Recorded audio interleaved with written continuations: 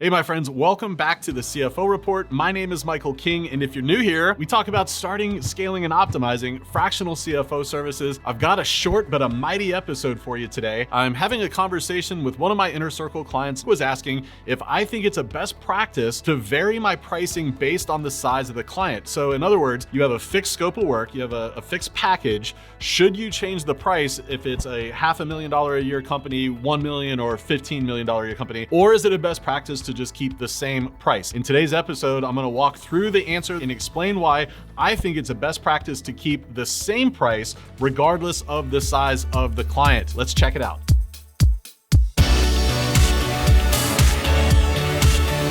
My question, I guess, is around the pricing. Gauge your price based on what they can afford. So let's say it's a $1 million company versus a $15 million company. Do you have a package that this is the scope of work and this is what it costs? I'm from LA, Lower Alabama. I like things simple, right? I keep everything super simple because I get confused all the time. We've got 3 packages. They're the same price regardless of who we work with. We've got our CFO core package did we just bump it up?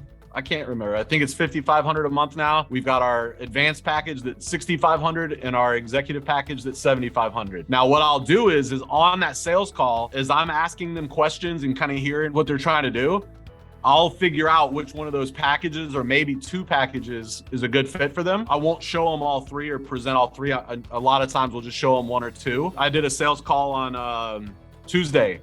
Upwork, hello Upwork. $5 million construction company. I didn't even pitch the advanced or the executive package. I gave them the core package. So like our advanced package is an example, has tax strategies. They're not profitable. They don't have any taxes, right? So why confuse them, you know? Right. And I'm definitely not gonna pitch them the $7,500 a month package because they're not profitable. Now, another example is sometimes I'll talk to them about the Cadillac package, right? Like this is the one, you know, this is kind of, I don't offer this to everybody, but I don't know, do you think you're a good fit for this? You know, and I'll kind of play to their ego. And a lot of times that works really well too. Keep it at 1. I love having 1. You do what you want to do. I was talking with Forrest. He had sent me his packages. I gave him some feedback on it. He's in the CFO Academy. His range, right? So his were like $3,500 to $6,500 depending on revenue. You could do that too. For me, it's easy. I'm on the call. I know there's 3 packages. There's 3 prices.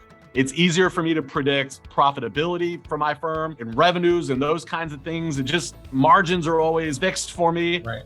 Lower Alabama. It's just easier. All right, friends, I hope this episode was helpful for you. I'm curious, do you keep the same price based on the size of your clients, or do you vary the price? There's no right or wrong answer. I just try to share with you guys what I've learned to be true in my firm. It's not the right answer. It's certainly not the only answer. So I'd love to hear from you. What do you think is the best way that you found for pricing your services? Fixed or variable? Drop it in the comments below. In the meantime, I can't wait to see you back here next week, my friends. See you then.